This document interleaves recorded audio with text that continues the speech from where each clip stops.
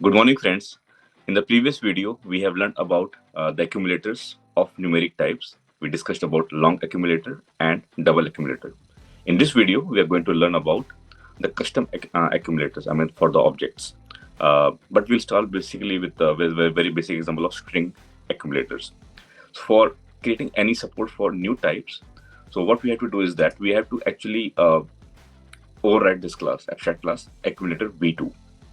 And once we override it, so we can see that there are several of abstract value members, for example, add, copy, and all.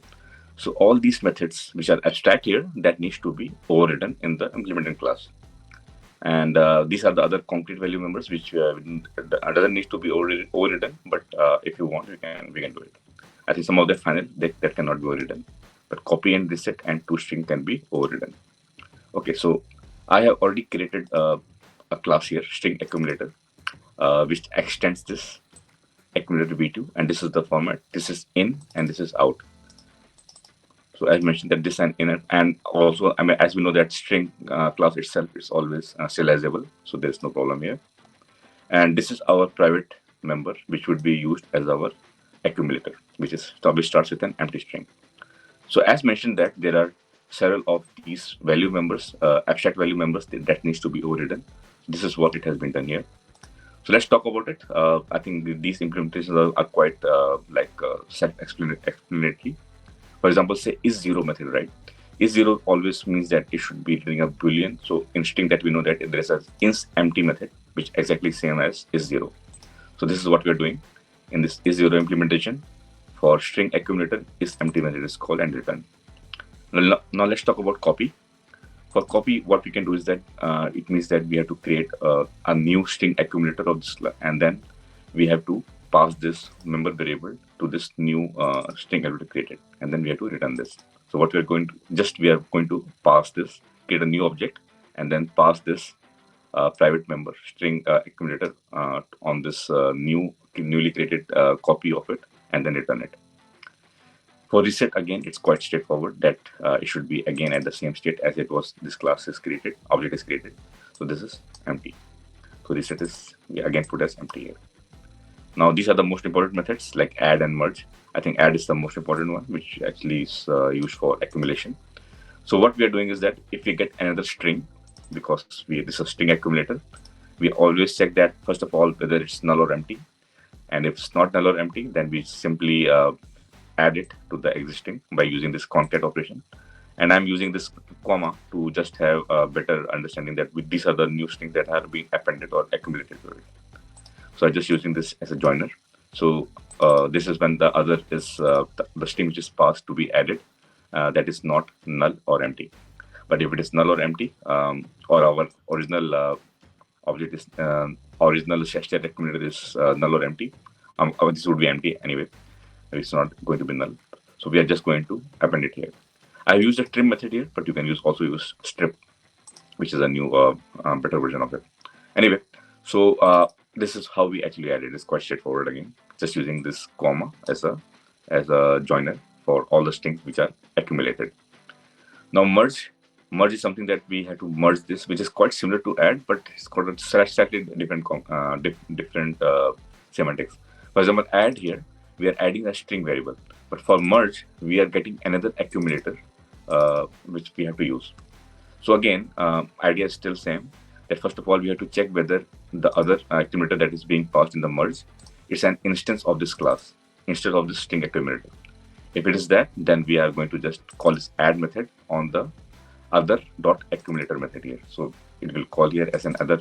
So what we are going to do is that we are taking the string accumulator of this other class which is being passed here, and then we add it here on this str accumulator. Okay, so this is again quite straightforward. And if we are trying to merge anything which is not an instance of this class of this string accumulator, then I'm throwing this exception, unsupported operation exception, because the class name is not same. It's some other string accumulators. Okay, and finally, this value method, as we read that only the value of this accumulator can be read only at the driver side. It cannot be run on the. It cannot be read on the executor node, which is executing this RDD. These are all the like methods that I have overridden, and let's test this new custom class, which is working as a string accumulator. So I go back to the code here.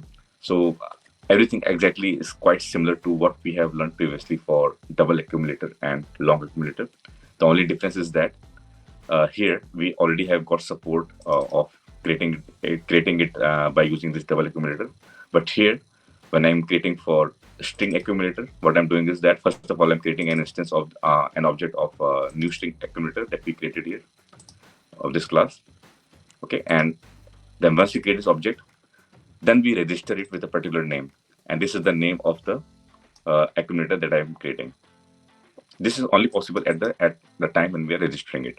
After that, we asserted that the name is exactly same as what we have registered it here with the Spark context.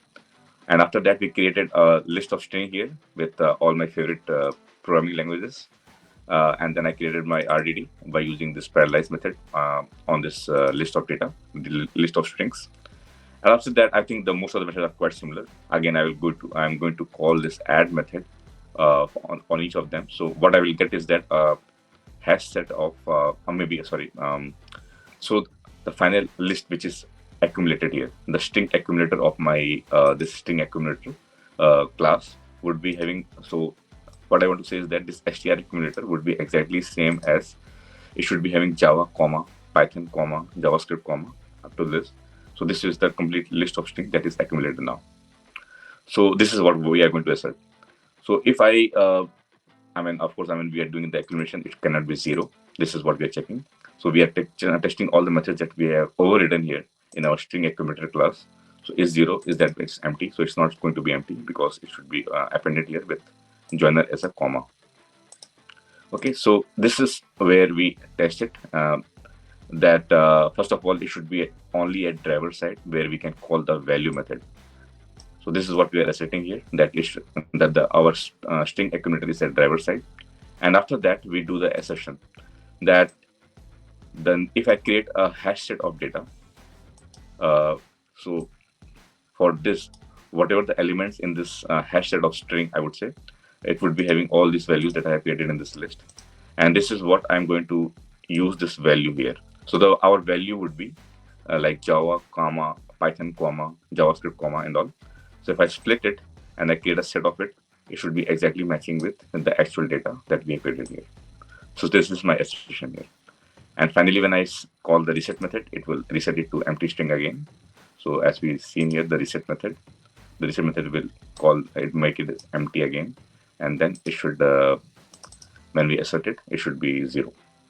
So this is what, this is how actually we create our own custom object type of accumulators. Here I'm starting with the Java provided API and string. Okay, so let's run this first and confirm that all our understanding is correct and whether we have implemented all those abstract methods correctly.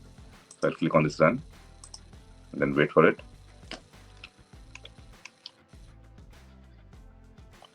So as you can see, our test case passed. Okay, so all our assertions and everything is looking good.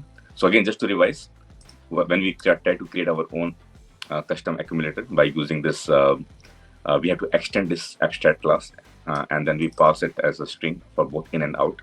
And then we have our own private member, which would be used as an accumulator. And then we have overridden all the methods which are abstract, marked as abstract in this class. And so like all this like implementations are quite self-explanatory. So as we have done it, and finally we actually asserted everything here in our unit test, which is quite similar to how we asserted in the long and double. So guys, this was all about the accumulator V, that how we can actually create for the string accumulators. Because we have covered long accumulator, double accumulator, and string accumulator now in like various in the previous videos and this video. In the next video, we are going to cover more complex type of accumulator, which is our own custom stop position accumulator. And we will do we will create this class and write all the unit test case in the next video. So see you all in the next video.